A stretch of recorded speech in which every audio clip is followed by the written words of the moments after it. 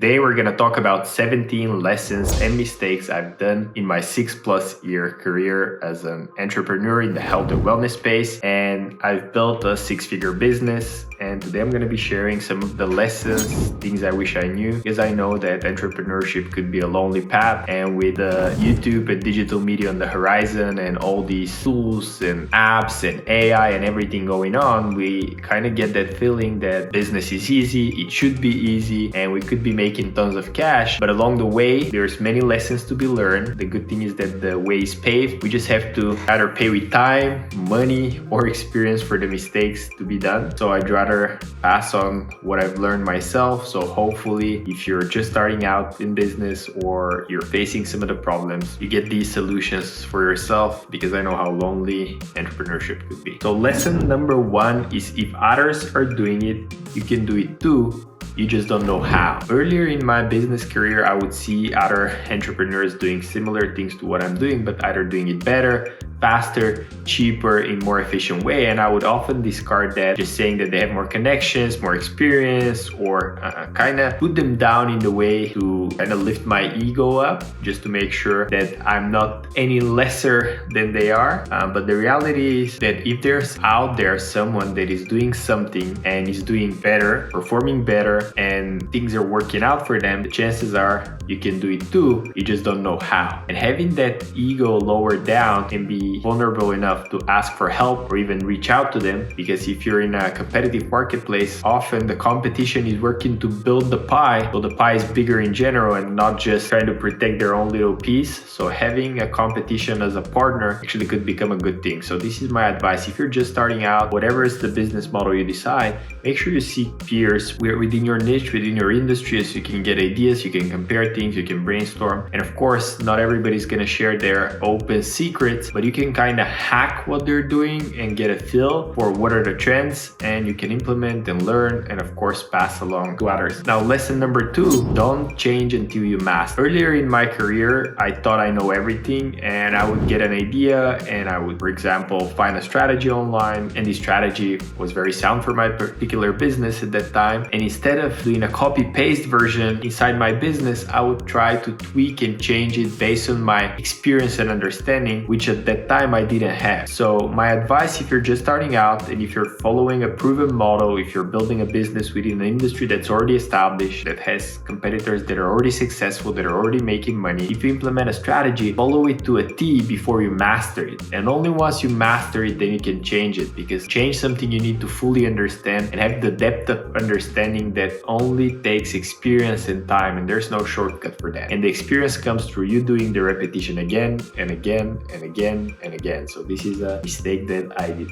early on. Number 3, trust your gut feeling. Especially with my first hires, I had that gut feeling that there's something off. I just didn't know what it is, but my gut feeling was telling me there's something off here, there's something sketchy. These people look great on paper, all the credentials they have seem to match what they're applying for. They have the skill sets, they have the expertise, they're hard workers, but there was something off, and it was actually a culture fit. They were in a great culture fit because of their beliefs, values, and things they prioritize. And in the early days, I didn't have a framework on how to filter through people, what I'm looking for exactly, and I did a lot of mistakes on my end. Not their fault. It's on both ends of the spectrum, as I didn't know what to look for. But sometimes if you're in your initial stages, if something feels sketchy or not 100% sure about it, the chances are you should either postpone it or discard it for now. This is another mistake. Trust your gut feeling. Mistake number 4 I did in my health and fitness business, especially with the physical locations, the fit clubs we were opening. We opened up 3 locations. We ended up closing 2 of them. And I would often partner with people hoping that they would become what the role would require based on their willingness to learn and implement new skills. But that's very often the case in business, as more often than not, you have less money in the bank than acquire the skills that are needed to get the business moving forward. And me not understanding that gave me a very short window where these people needed to master quite a few skills because they just didn't have that. Maybe they had a passion for the industry, maybe they wanted to partner with me, but not necessarily because of the skill set they had and the experience they bring to the table, but the vision and the future and what could be. But I learned to understand that experience, knowledge, and what they're doing today needs to directly apply into the business and help it move forward, rather than me teaching, hoping, and relying on future future growth. Mistake number 5, I didn't quite realize how everything in our lives is connected. And being in the health and wellness industry, as I started growing my business, as I started growing my gyms, and I hired people, what happened is that my health went on the back burner. And even though I had 3 locations and I had trainers and staff and availability to anything you can think of, I had access to supplements, I had access to good quality food, to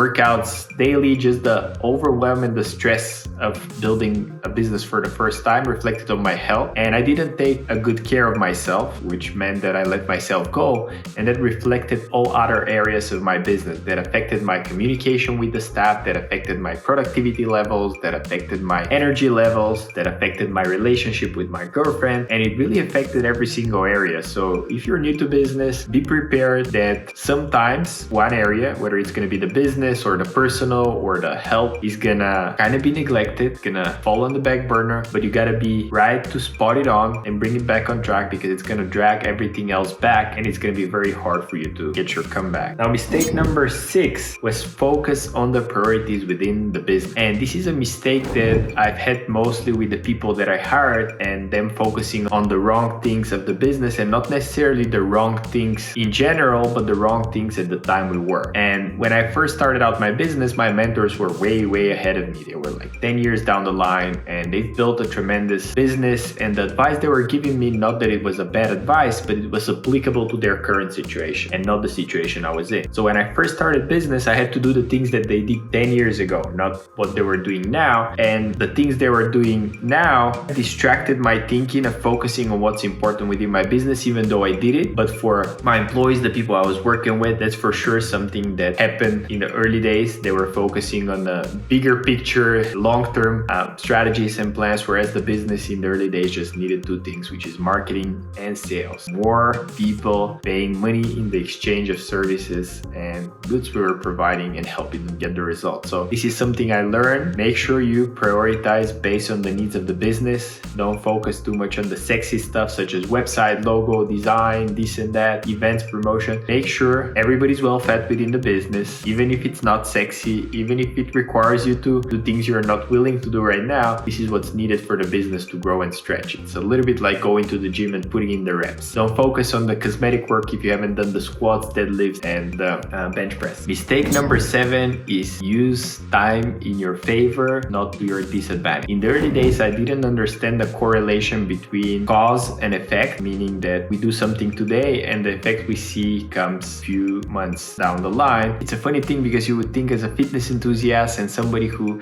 understands that it takes a couple of months to change your body, I didn't apply the same thinking to my business. In the early days, I would frequently change things sooner than they needed to be changed without doing the appropriate amount of work on them and the amount of volume. And not only that, but also not passing that information with the level of depth I had it to the others within the team so they can start implementing. So now whenever I'm applying a change to my business, I'm thinking, is that a 3-year move, 4-year move, 5-year move? And can the team within that time frame learn and use time to our advantage rather than just changing and tweaking things every single time based on short-term thinking and seeking immediate results and gratification? Number 8, this is probably the costliest mistake that I've learned. You have to incur the cost of change if you ever decide to do so. And to illustrate an example, I've built a substantial organization. Probably we had 40 team members. Everything was going good. But then there's this new opportunity of new technology that allowed our business to automate a lot of the repetitive tasks we were doing, which meant we needed to change a platform completely. And changing the platform took 1.5 years. Not only did it take 1.5 years, it also cost me half of my team because of the cost of change, that half of the people just didn't want to change the platform. They were happy with what we were doing before and they just didn't agree with the decision to move forward. And it's going to happen within your business regardless of what it is. If you're doing changes, no matter how small or big, you have to incur the cost of change. Some people are not going to be happy with it. Some people are going to quit. Some people are going to disagree. And you have to evaluate carefully whether the cost of change is worth what it's going to give you back. Now, luckily for me, the cost of change was worth it because what we have now is cutting edge technology that allows us to serve thousands of clients around the world, helping them with their health and wellness and do it in a way that nobody else does. So this is our unique selling point, so we can provide a better service. But at the time, it for sure hurt as half of my team quit. It's a lesson to be mindful of as you're building your business. Now, number 9, and this comes from somebody who has extensive experience, over 10 years of experience in marketing and sales, is that a good product will always beat marketing and sales. And earlier in my career, I would always focus on marketing and sales, marketing and sales, marketing and sales. And I battled a huge retention problem. Like I would get new customers and then they would leave. I would get new customers and then they would leave. And I'm not talking about me specifically, but more so like the system we've built for the team and the other coaches working with the client. And that happened because, again, I didn't quite understand how to build a good product that not only I can use, but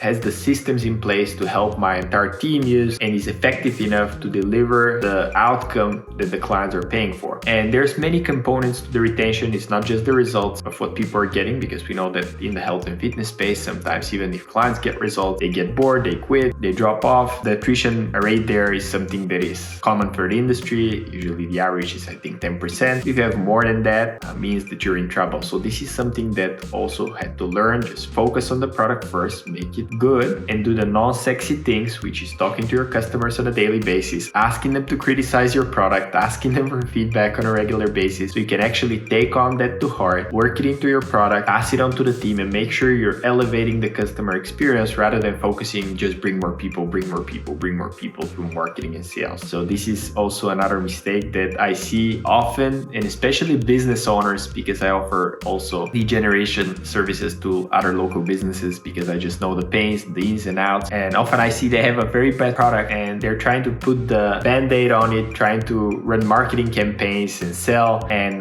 kind of backfires 1 or 2 months in. And I can already see the pattern, so I can prevent it from happening. But if you're experiencing something like that in your business, the chances are you need to put some more of your focus onto the product rather than marketing and sales. Number 10, this is rather a lesson. Good systems beat people, but good systems are built by great people. And in the beginning, my focus within the business was just to build a great system instead of finding great people who already have the skill sets, the vision, the desire, and work with them to help build the system, as that way the system is refined over time. So this is a lesson that I learned, and I think if you want to build something great for your business, just try to think of the perspective. Who are the people that have already done what I want to get done here, and how they can help me? How can I involve them in my vision? How I can create a compelling future for them? How can I create a vision for them within the company that matches our vision for the future? So not only they help us build the system, but they can improve and work the system over time. So this is a lesson. Number 11, recognition often beats money incentives. In the beginning, I was thinking that money solves every problem, and sure, money helps and makes life much easier, I'm not gonna lie, but often what we neglect is the recognition for the people around us, because when we think about it, we as entrepreneurs, we're putting off problems every single day. There's not a day in your calendar without having to solve some sort of an issue or a problem or something that's coming at you, and not getting recognition is kind of something that you're used to. But your employees, your staff, your team that you're building, you don't know what's happening in their life. Maybe they come back home from work and they're tired, exhausted because they've been working for your vision all day, and then their spouse complains that they're not spending enough time at home and that their focus is always at work and they're not getting recognition there. Then they're not spending enough time with their friends because they're working on stuff, and they don't get any recognition, and they're spending even more than half of their day working to create a compelling vision and to put something out to the marketplace with you. And giving them the recognition they deserve is something very, very important. And it could be as little as verbal recognition, could be monetary recognition, could be just pat on the back, but it's something super important that I didn't recognize in the early days, as everything was quite hectic and I just didn't know where to focus my attention on. But for sure, this is something that really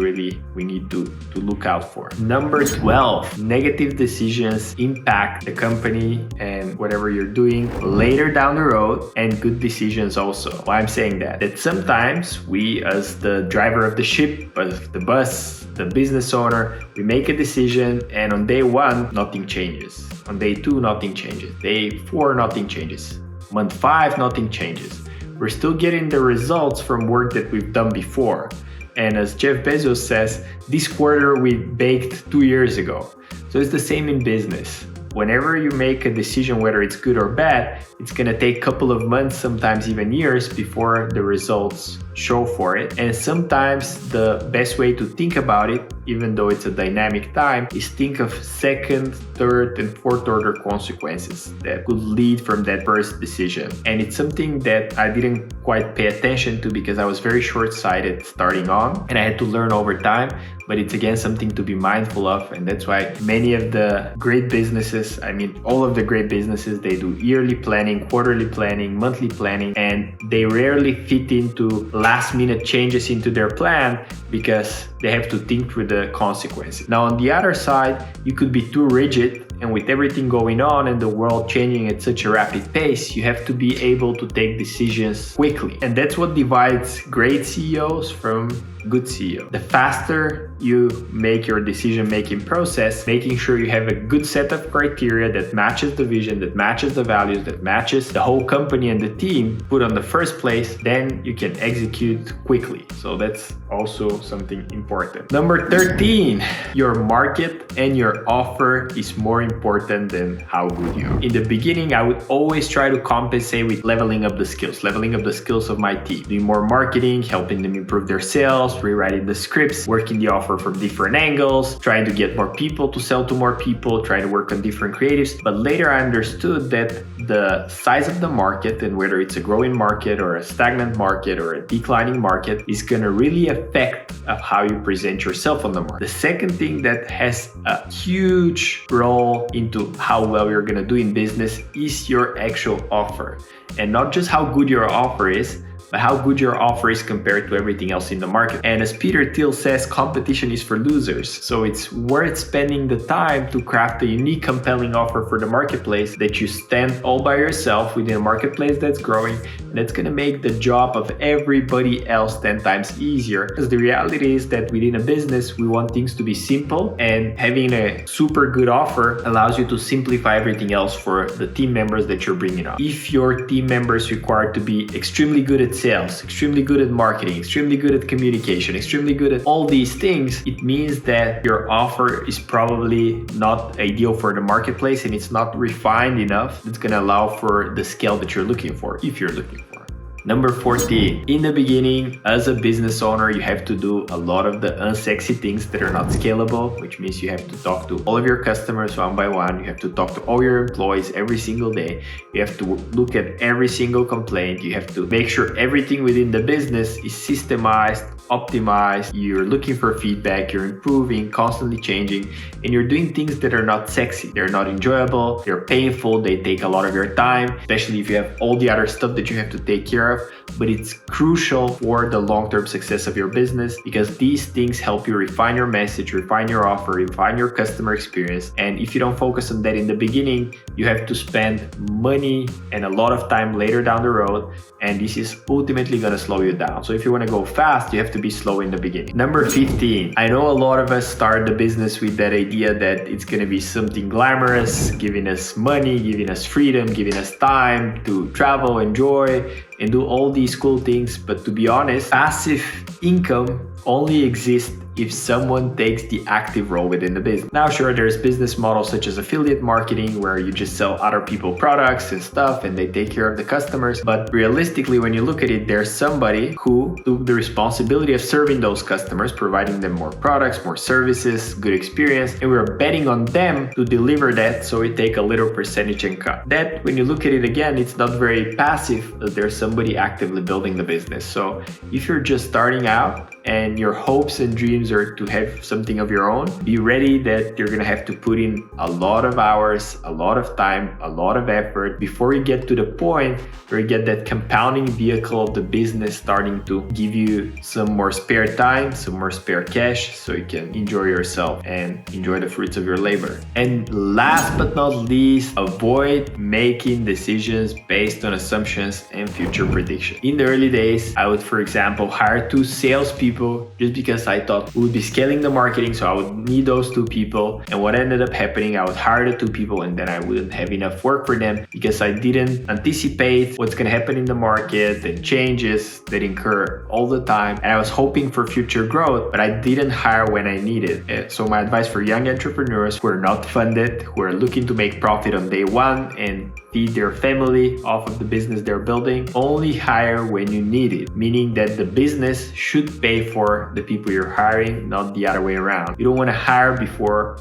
the business needs it and vice versa. As the business needs it, only then you hire, and it's better to hire fewer people than to hire a lot, because then the systems, the processes, and everything else falls to crack because there's nobody to actually work effectively because you throw people at the problems, and the more people you have, usually the more friction it causes. So be very cautious when it comes to scaling your company in the sense of hiring more people to solve problems within the company, unless it's a commissions only sales reps. Now, I hope you found this video helpful. If you did, make sure you hit the like button, subscribe to the channel, as I'm sharing my entrepreneurial journey. I'm sharing tips, tricks, tools, everything I'm using to grow my international health and wellness business. And again, thank you so much for watching.